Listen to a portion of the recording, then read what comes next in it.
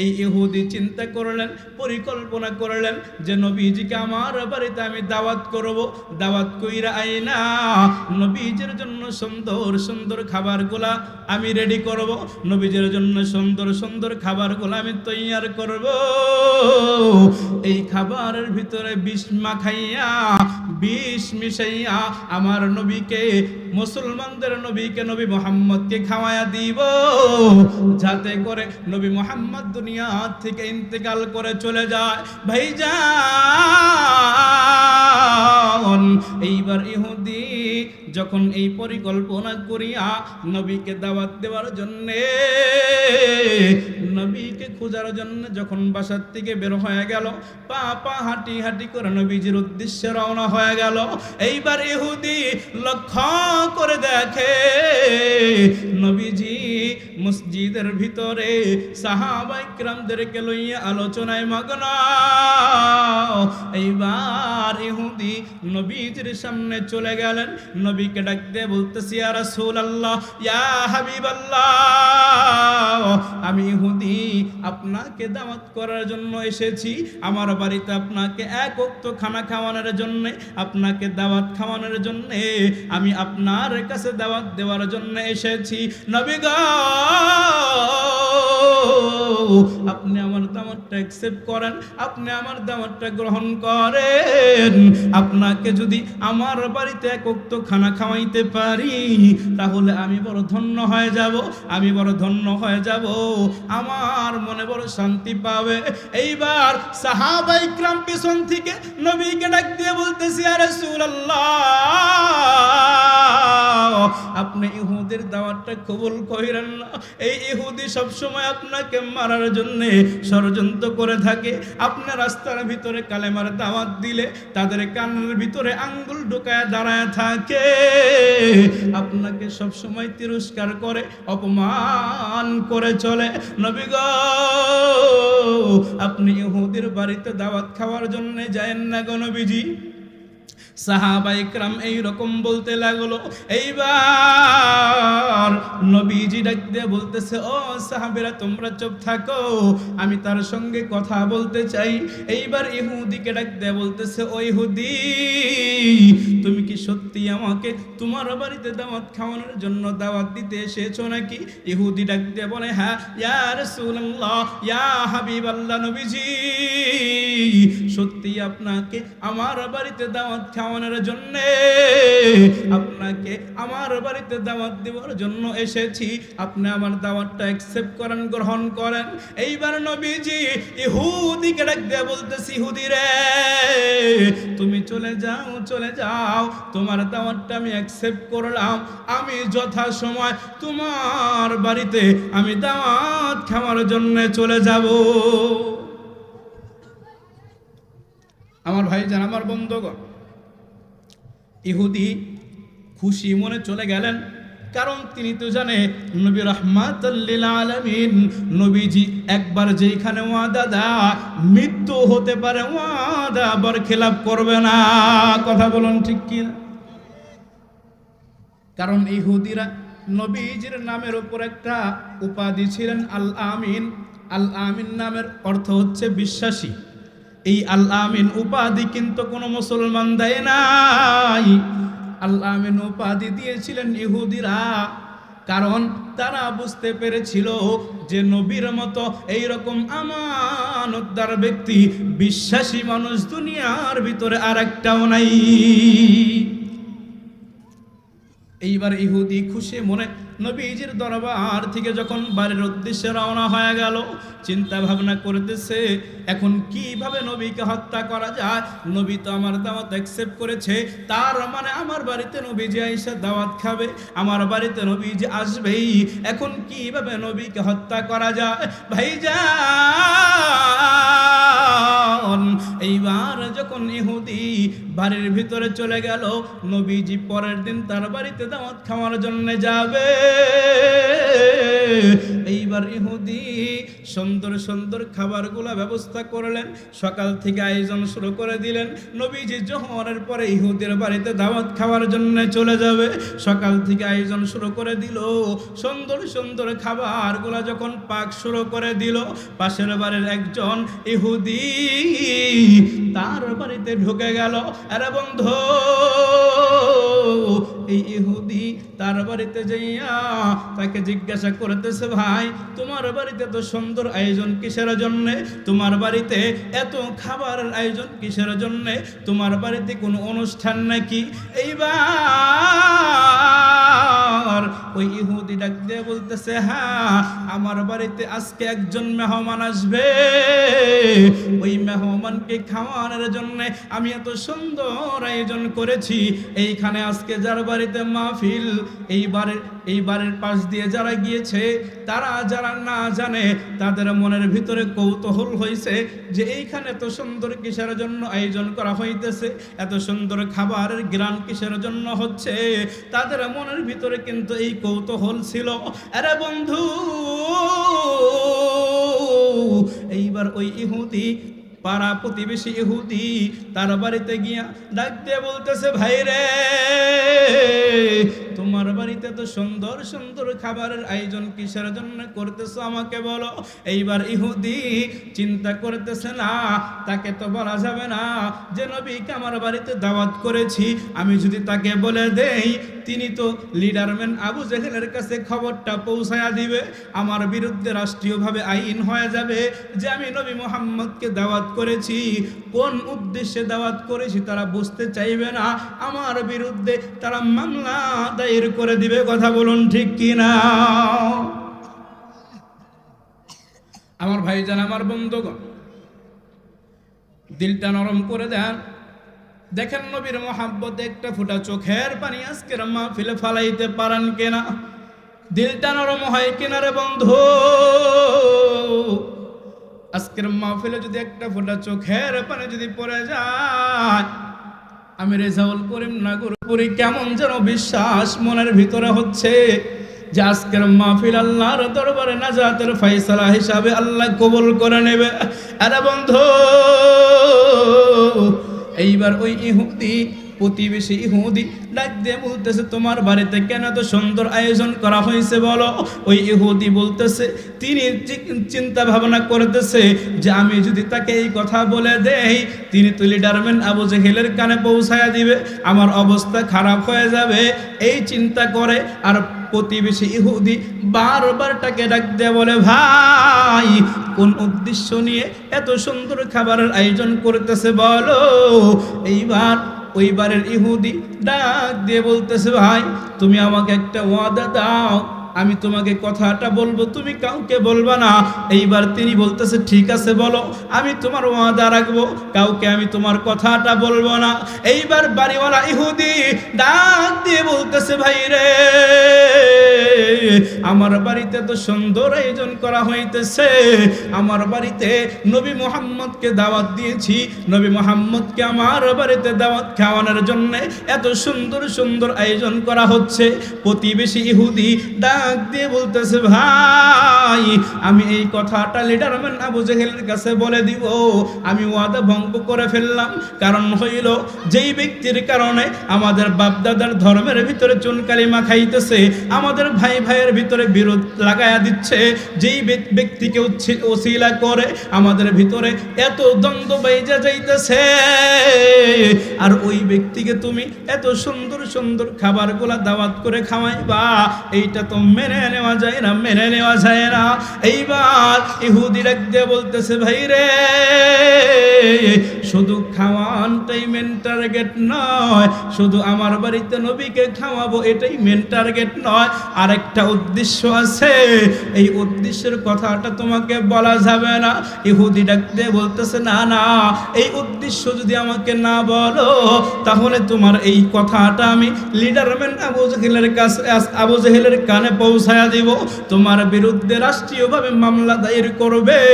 এইবার ইহুদি ডাক দিয়ে বলতেছে, না না, এই সিক্রেট কথাটা আমার বিবিও জানে না, আমি আমার বিবিকেও বলি নাই।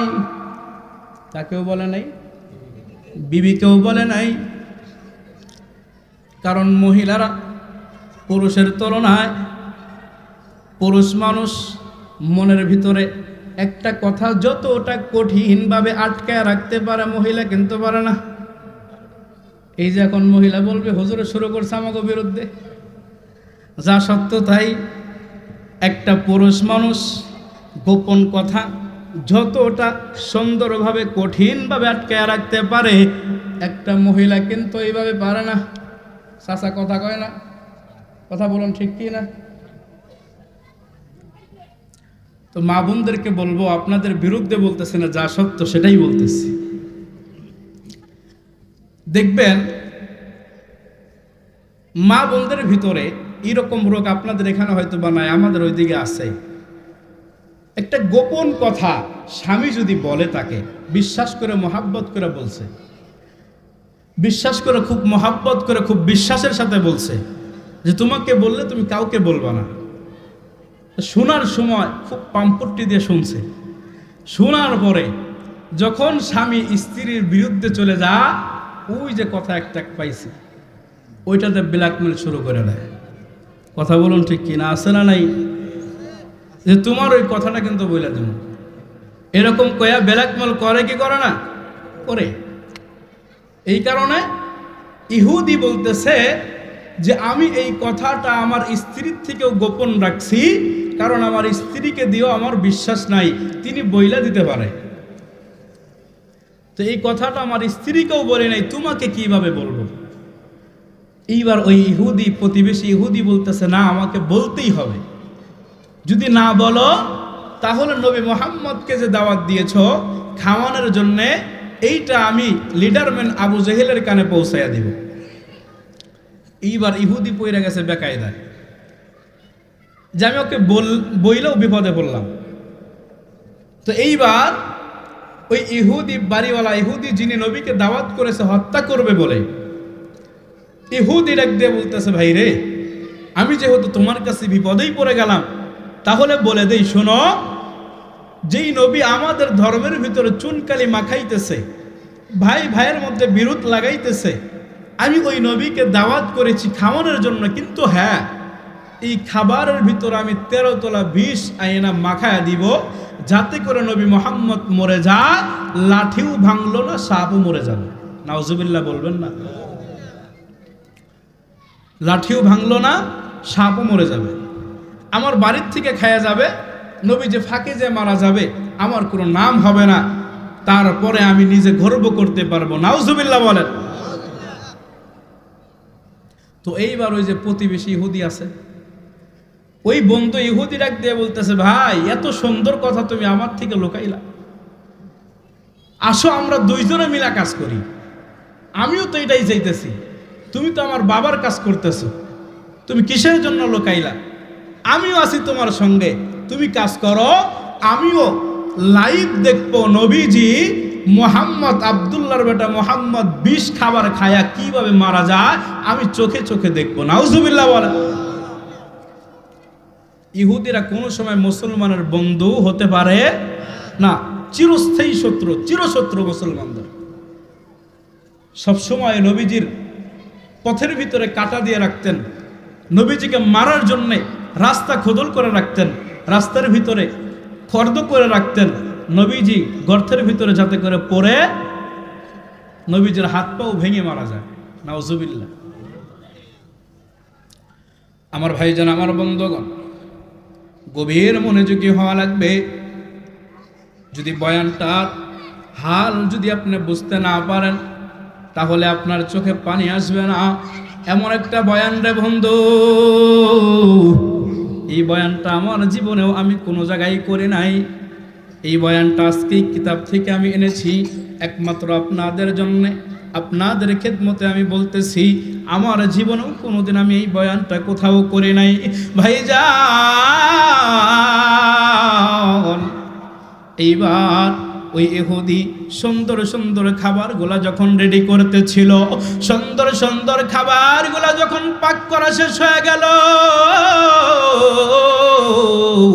এইবার ইহুদি বাজার থেকে বিষাক্ত 13 তোলা বিষ এনে নিজের হাতে প্রত্যেকটা খাবারের মধ্যে মিশায়া দিল, যাতে করে নবীজি এই খাবারগুলা, বিষাক্ত খাবারগুলা খাইয়া দুনিয়ার থেকে ইন্তিকাল করে চলে যায়।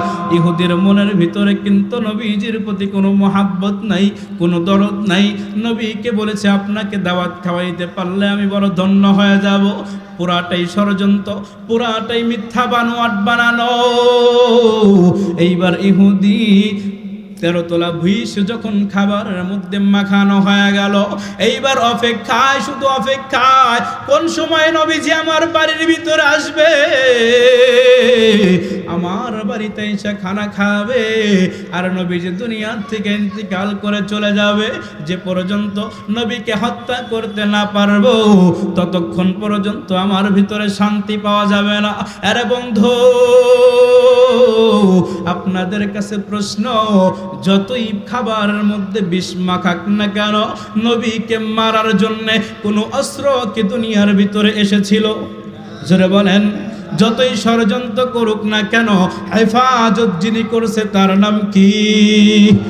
আর জোরে বলেন কি? হেফাজতের মালিক কে? হেদায়েতের মালিক কে? অনেকে বলি হেদায়েত নবীর কাছে, আছে না নাই? এরকম বাটপার ভণ্ড আছে না নাই, যে নবীর কাছে হেদায়েত? না না, নবীর কাছে যদি হেদায়েত থাকতো, নবীর চাচা আবু তালেব বেঈমান হয়ে মারা যাইত না। কথা বলুন ঠিক কি না? নবী যদি হেদায়েতের মালিক হইতো, নবীর চাচা আবু লাহাব বেঈমান হয়ে মারা যাইত না। নবীর বংশের ভিতরে, নবীর বংশের ভিতরে আবু জেহেল বেঈমান থাকতো না। নবীর চাচা আবু তালেব নবীজির জন্য এত মহাব্বত নবীকে করেছে, এত মহাব্বত করেছে। আবু তালেব নবীকে নাস্তা করানোর আগ পর্যন্ত নিজে এক গিলাস পানিও পর্যন্ত পান করা নাই। নিজের ছেলের চাইতে নবীকে বেশি খেয়াল রাখছে, নবীকে বেশি মহাব্বত করেছে। নবীজি ঘুমানোর আগে আবু তালেব কোনোদিন ঘুমায় নাই। আরে বন্ধু, আবু তালেব যখন ইন্তিকাল করে ফেল দিবে, আবু তালেব যখন মৃত্যুবরণ করবে, আবু তালেবের বিছানার কাছে নবীজি বৈশা আল্লাহর কাছে দোয়া করলেন, আল্লাহ, আমার চাচা আবু তালেবকে আপনি ইসলাম গ্রহণ করান, আমার চাচা আবু তালেবকে ইসলামের জন্য কবুল করে নেন। আরে বন্ধু, আল্লাহ পাক রব্বুল আলামিন ডাক দিয়ে বলে, হাবিব, হেদায়েতের মালিক আপনি নবী না, হেদায়েতের মালিক হচ্ছে আমি আল্লাহ। আল্লাহ কুরআনের আয়াত নাজিল করে জানায়া দিলেন, ইন্নাকা লা তাহদি মান আহবাবতা ওয়ালাকিন্নাল্লাহা ইয়াহদি মান ইয়াশা ওয়া হুয়া আ'লামু বিল মুহতাদিন। আল্লাহু আকবার। আল্লাহ পাক রব্বুল আলামিন কুরআনের আয়াত নাযিল করে নবীকে জানায়া দিলেন, নবী গো, হেদায়েতের মালিক আপনি নবী না, হেদায়েতের মালিক হচ্ছে আমি আল্লাহ। কাকে হেদায়েত দিব, কোন বান্দা হেদায়েত পাইবে আর কোন বান্দা হেদায়েত পাইবে না, একমাত্র জানেন যিনি, তার নাম কি? বুঝে থাকলে বলেন, হেদায়েতের মালিক কে? এইখানে বসিয়া আপনি যাকে আইনা তাফসির করান না কেন, যত মৌলবী, যত বড় হুজুরকে আইনা বয়ান করান না কেন, সারা রাত ভরে বয়ান শুনলেও ওই হুজুরকে হেদায়েত দিতে পারে? জোরে বলেন, পারে? এখন মানুষ বলে যে যত মাহফিল হইতেছে, যতই মাহফিল হোক না কেন, মানুষের হেদায়েত নাই। আরে বন্ধু, মাহফিলের বক্তা তো হেদায়েতের মালিক না, হেদায়েতের মালিক হচ্ছে আমার আল্লাহ। আল্লাহ কাকে হেদায়েত দিবে আর কাকে হেদায়েত দিবে না, এইটা জানে একমাত্র কে? কথা ক্লিয়ার? হেদায়েতের মালিক আল্লাহ। যত বড় হুজুর এই না বয়ান শোনান না কেন, বয়ান করান না কেন, হেদায়েতের মালিক কোনো বক্তার হাতে না, হেদায়েত নবীদের হাতেও না, হেদায়েত একমাত্র কার হাতে? আল্লাহর হাতে। আমার ভাইজান, আমার বন্ধুগণ, এইবার ইহুদি খাবারগুলা রেডি কইরা নবীজির অপেক্ষায় বসে রইছে, কোন সময় নবীজি আমার বাড়ির ভিতরে আসবে আর আমি এই বিষাক্ত খাবারগুলা নবীকে খাওয়াইয়া দুনিয়া থেকে বিদায় করে দিব। এইবার ইহুদি খাবার নিয়ে বসে রইছে। নবীজি ইহুদিকে কথা দিয়েছিল, তোমার বাড়িতে আমি আসবো, তোমার বাড়িতে আমি দাওয়াত খাবো। এইবার নবীজি পা পা হাঁটি হাঁটি করিয়া আস্তে আস্তে ইহুদির বাড়ির দিকে যখন রওনা হয়ে গেছে, এইবার ইহুদি দূরের থেকে বাড়ির ভিতর থেকে দেখতেছে ওই যে নবী আমার বাড়ির দিকে আসতেছে। আস্তে আস্তে নবীজি আমার বাড়ির ভিতরে আসতেছে। নবীজি একেবারে ইহুদির গেটের সামনে যখন চলে গেছে, ইহুদি বাড়ির থেকে ভিতর থেকে দৌড়াইয়া নবীজির সামনে চলে গেছে, ডাক দিয়ে বলতেছে, ইয়া রাসূলুল্লাহ, ইয়া হাবিবাল্লাহ, নবী গো, আমার বাড়িতে আসতে আপনার তো বড় কোনো কষ্ট হয় নাই? কি জিজ্ঞাসা করে? মনের ভিতরে বিষ আর উপরে নবীজির সামনে সাধু দেখাইতেছে। কথা বলুন ঠিক কিনা? এইরকম বন্ধু, এইরকম মুসলমানও আছে। দেখবেন আপনার সামনাসামনি দেখা হইলে আপনার বড় সুসংবাদ, আপনার বড় প্রশংসা করে, যে বলে আপনার জন্য আমার দিলটা বড় কান্দে, আপনার জন্য আমার মনের ভিতর অনেক ভালোবাসা, আপনাকে বারবার দেখতে মনে চায়, অনেক কিছুই বলে আপনাকে ভুল বোঝাবে। ঠিক আপনি ওই লোকটার থেকে দূরে সরে যাবেন, ওই লোকটাই আপনার বিরুদ্ধে দুর্নাম করা শুরু করে দিবে। আছে না নাই? এইবার ইহুদি নবীকে ডাক দিয়ে বলতেছে, আপনার বাড়ির থেকে আমার বাড়িতে আসতে আপনার তো কোনো কষ্ট হয় নাই? নবীজি ডাক দিয়ে বলেন, না না, আমার কোনো কষ্ট হয় নাই। এইবার ইহুদি নবীকে ওই ঘরের ভিতরে নিয়ে গেলেন, যে ঘরের ভিতরে নবীজির জন্য খাবারগুলো রেডি কইরা রাখছে। এইবার নবীকে নিয়ে বিছানার উপরে বসায়া দিলেন। এইবার নবীজি দেখতেছে যে সুন্দর সুন্দর খাবারগুলা নবীজির জন্য ইহুদি রেডি কইরা রাখছে। সুন্দর সুন্দর খাবারগুলা আমার জন্য রেডি কইরা রাখছে। নবীজি খাবারের সামনে বসে পড়লেন। ইহুদি ডাক দিয়ে বলে, ইয়া রাসূলুল্লাহ, ইয়া হাবিবাল্লাহ, নবীজি, এই সমস্ত খাবার আপনার জন্য আমি রেডি করেছি, আপনাকে খাওয়ানোর জন্য রেডি করেছি। নবী গো, আপনি খাবার স্টার্ট করেন, আপনি খাওয়া শুরু করে দেন। এইবার নবীজি ইহুদিকে ডাক দিয়ে বলতেছি, ইহুদি রে, আমি তো, আমার একটা সুন্নত আছে, খাবারের সময় আমি দস্তরখানা বিছানো ছাড়া আমি খাবার খাই না। কি ছাড়া খাবার খাই না? দস্তরখানা বিছানো ছাড়া আমি খাবার খাই না। নবীজি ডাক দিয়ে বলতেছে, দস্তরখানার ব্যবস্থা করো। ইহুদি তো দস্তরখানা কাকে বলে বোঝে না। বুঝে কোনদিন কি খাইছে? ইহুদির কথা দূরে রাখলাম, মুসলমানের সন্তান কেমন কপাল পরা মুসলমান! মুসলমান হওয়ার পরেও, মুসলমানের বাচ্চা হওয়ার পরেও দস্তরখানা কাকে বলে এটা পর্যন্ত অনেক পোলাপান জানে না। কথা বলুন ঠিক কিনা? দস্তরখানা নবীজির সুন্নত, দস্তরখানায় খাওয়া নবীজির সুন্নত। কিছু ব্যাককল মার্কা মুসল্লি আছে যে হুজুর সুন্নত না পড়লে গুনাহ হবে নি। আছে না নাই? যে আল্লাহর বিধান তো শুধু ফরজ 5 ওয়াক্ত নামাজ, নামাজের আগে বাহিরে সুন্নত আছে আগে পরে, সুন্নত না পড়লে গুনাহ হবে নি। আমি বলি, আরে বেকুব, আল্লাহ বলেছেন দিনের ভিতরে 24 ঘন্টার ভিতরে 12 রাকাত সুন্নত আছে, নামাজের আগে এবং পরে মিলাইয়া 5 ওয়াক্ত নামাজের আগে পরে মিলাইয়া 12 রাকাত সুন্নত আছে। যদি কোনো বান্দা এই 12 রাকাত সুন্নত ভালোভাবে নবীজির মোহাব্বত অন্তরের ভিতরে লইয়া নবীজির প্রতি দরদ লইয়া যদি কোনো বান্দা দিনে 12 রাকাত সুন্নত আদায় করতে পারে, আমি আল্লাহ ওই বান্দার জন্য আমার জান্নাত ওয়াজিব করে দেই। সুবহানাল্লাহ। 24 ঘন্টার ভিতরে 12 রাকাত সুন্নত আছে 5 ওয়াক্ত নামাজের আগে এবং পরে। ফজরের নামাজের পরে কয় রাকাত? 2 রাকাত। জোহরের নামাজের আগে কয় রাকাত? 4 রাকাত। পরে কয় রাকাত?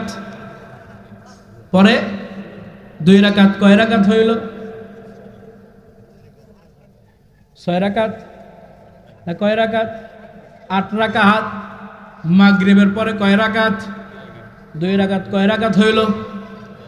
10 রাকাত। এশারের পরে কয় রাকাত? 2 রাকাত। কয় রাকাত হইল?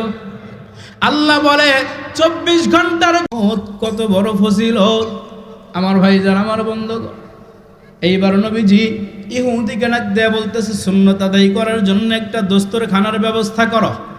ইহুদি বলতেছে নবীজি দস্তরখানা কাকে বলে আমি বুঝি না, দস্তরখানা কাকে বলে আমি জানি না, আপনি একটু বোঝায়া বলেন। নবীজি বলে তোমার ঘরের ভিতরে এক্সট্রা কোনো কাপড় আছে কিনা, কাপড়টা এনে দাও, ওই কাপড় আমি দস্তরখানা বিছায়া খানা খাবো। এইবার ইহুদি ওই ঘরের থেকে অন্য ঘরে দস্তরখানা আনার জন্যে যখন চলে গেল, নবীজি ওই ঘরের ভিতরে একা বসে আছে, আর প্রত্যেকটা খাবারের মধ্যে 13 তুলা 20 গোলা ইহুদি নবীজিকে হত্যা করার জন্য মিশায়া রাখছে। আরে বন্ধু, নবীকে শুধু আমি আর আপনি চিনি নাই, নবীকে জঙ্গলার হরিণ পর্যন্ত নবীকে চিনছে, নবীকে বাঘ পর্যন্ত নবীকে চিনছে, নবীকে শিয়াল পর্যন্ত নবীকে চিনছে, নবীকে মরা খেজুর গাছ হইয়াও নবীকে চিনছে। নবীকে চিনি নেই শুধু আমি আর আপনি কপাল পোড়া মুসলমান। আমার ভাইজান, আমার বন্ধুগণ, এইবার যখন বাড়িতে বাড়িতে করে খাবার রাখছে, গোশত দুম্বা জবাই করে গোশত বানাইয়া সুন্দর করে পাকাইয়া ওই পাকানো গোশতের ভিতরে 13 তোলা 20 মাখাইয়া নবীকে খাওয়ার জন্যে, নবীজির জন্যে ওই বাটির ভিতরে রেখে দিয়েছে। ওই গোশত আল্লাহর দরবারে ডাক দিয়ে বলতেছে, আল্লাহ আপনার হাবিব আমার সামনে বসা, আপনার হাবিবের ইজ্জতের কারণে আমি গোশতের জবানটা খুলিয়া দাও, আমার ভিতরে যেই বিষ মাখানো আছে আপনার হাবিবকে আমি খবরটা দিয়া দেই। আল্লাহ পাক রব্বুল আলামিন ওই রান্না করা গোশতের জবানটা যখন খুলিয়া দিছে, ওই বাটির থেকে রান্না করা গোশত নবীকে ডাক দিয়ে বলতেছে, ইয়া রাসূলুল্লাহ, ও নবী গো, আমি আপনার সামনে এই গোশত কথা বলতেছি। নবীজি বলে কোনো মানুষ নাই কে আমার সঙ্গে কথা বলে। গোশত ডাক দেয়া বলে, ইয়া রাসূলুল্লাহ, ইয়া হাবিবাল্লাহ, আপনার সামনে বাটির ভিতরে রাখা আমি গোশত থেকে কথার আওয়াজ আসতেছে। নবী গো, আপনি এই বাড়িতে আসছেন খানা খাওয়ার জন্য, দাওয়াত খাওয়ার জন্য। ইহুদি আপনাকে দাওয়াত খাওয়ানোর জন্য দাওয়াত দিয়েছে, খানা খাওয়ানোর জন্য দাওয়াত দিয়েছে। নবী গো, আপনি তো জানেন না গো নবী, আপনার জন্য তো সুন্দর সুন্দর খাবারের আইটেমগুলা করেছে, কিন্তু এই ইহুদি প্রত্যেকটা খাবারের মধ্যে আপনাকে হত্যা করার জন্য বিষ মাখায় রাখছে, যাতে করে আপনি এই বিষাক্ত খাবার খাইয়া দুনিয়া থেকে চলে যান। এইবার নবীজি এই কথাটা বুঝে ফেল দিলেন, ষড়যন্ত্র বুঝতে পারলেন। এইবার নবীজি কোনো কথা বলে না, নবীজি ওইখানে বসা ইহুদি দস্তরখানা লইয়া নবীজির সামনে চলে আসছে। এইবার ইহুদি দস্তরখানা নবীজির সামনে বিছাইতেছে। ওই সময় নবীজি মুস্কি হাসে দিয়া দেখেন নবী কেমন ছিল, নবীজির চরিত্র কেমন ছিল। নবীকে মারার জন্য গোশতের মধ্যে খাবারের মধ্যে বিষ মাখাইছে, ওই গোশততে নবীকে বলে দিছে। এরপরেও নবীজি মুস্কি হাসি দিয়া ওই ইহুদিকে ডাক দিয়ে বলতেছে, ইহুদি রে, আমি কি দোষ করেছি রে ইহুদি, আমি কি অপরাধ করেছি যে তুমি আমাকে হত্যা করার জন্য এত সুন্দর পরিকল্পনা করলা, এত সুন্দর নাটকটা সাজাইলা? আমি কি অপরাধ করেছি তুমি আমাকে মারার জন্য এই খাবারের মধ্যে বিষ মাখাইলা? কারণটা কি? ইহুদি এইবার বুঝতে পারে না যে নবীজির কানে খবরটা কে দিল। ইহুদির ভিতরের অন্তরের ভিতরে কৌতূহল জেগে গেছে যে ওই যে এক ইহুদি, আমার প্রতিবেশী ইহুদি আমার বাড়িতে আসছিলেন, তাকে আমি বলে দিয়েছি। আমার মনে হয় ওই ইহুদি নবীজির কানে খবরটা পৌঁছায়া দিছে। এইবার হঠাৎ করে ওই সময় ওই ইহুদি ঘরের ভিতরে হাজির হয়ে গেছে। ওই যে ইহুদিকে বলে গেছে যে আমি দুপুর বেলায় আসব,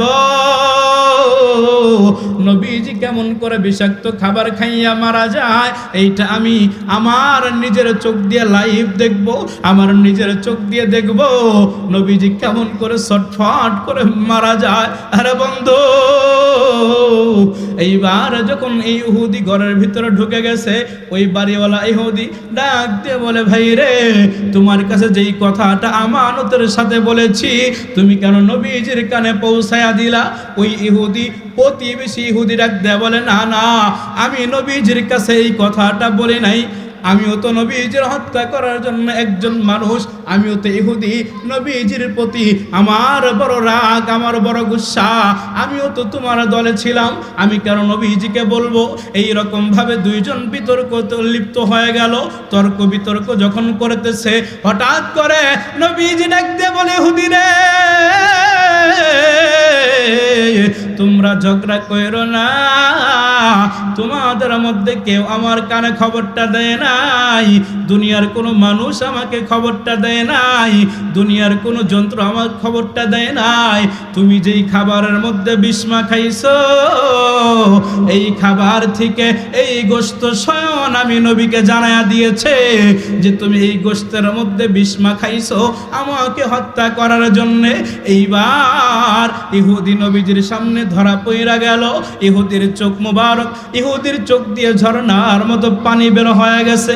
এইবার দেখেন ইহুদি কেমন, ইহুদি নবীকে কেমন ষড়যন্ত্র করেছে হত্যা করার জন্যে। ওই সময় ওই জায়গায় বসে বসে, ওই জায়গায় দাঁড়ানোর পরেও নবীজির সঙ্গে কাওয়ান্টারি মাইরা নবীজির সামনের থেকে বাঁচার জন্যে ইহুদি ডাক দিয়ে বলতেছে, নবী গো, আপনাকে বিষ মাখাইছি, আপনার খাবারের মধ্যে বিষ মাখাইছি আপনাকে মারার জন্য নয় গো নবী, আপনাকে পরীক্ষা করার জন্য। আপনি নাকি জগতের শেষ পয়গম্বর, আপনি নাকি জামানার শেষ নবী, আপনি নাকি আল্লাহর পাঠানো রাসূল, আপনি নাকি হাবিবুল্লাহ, আপনি নাকি বিশ্বাসী নবী।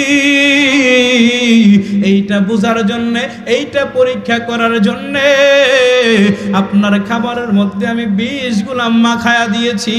আপনি যদি এই বিষাক্ত খাবারগুলা খাইয়া আপনি যদি না মারা যান, আপনি যদি সুস্থ থাকেন, তাহলে আমি বুঝবো হ্যাঁ আপনি সত্যি রাসূল, আপনি সত্যি আল্লাহর পাঠানো নবী। আপনার হাতে হাত রাইখা কালেমা পড়ে মুসলমান হয়ে যাব।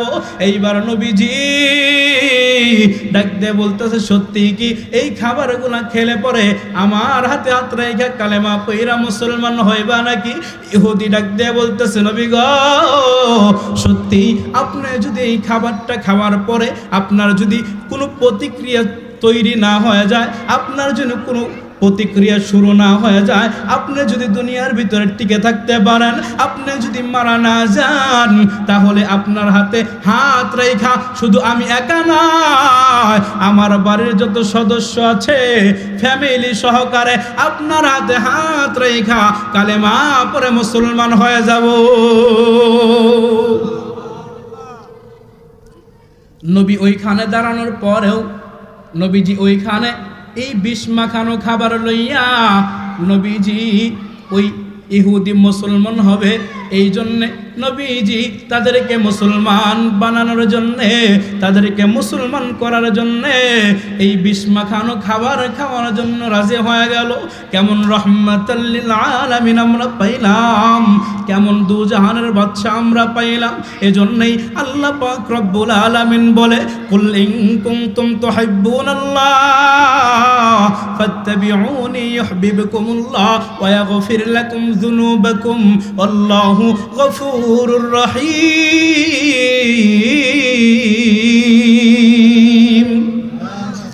রহমাতাল লিল আলামিন নবী, রহমাতাল লিল আলামিন নবী, কুরআনে প্রমাণ। আশিক বিনে কে বুঝিবে আমার দয়াল নবীর শান, উম্মত বিনে কে বুঝিবে আমার দয়াল নবীর শান। কথা বলুন ঠিক কিনা? রহমাতাল লিল আলামিন নবী, রহমাতাল লিল আলামিন নবী, কুরআনে প্রমাণ। আশিক বিনে কে বুঝিবে আমার দয়াল নবীর শান, উম্মত বিনে কে বুঝিবে আমার দয়াল নবীর শান। নবী আমার মদিনারি বুলবুল,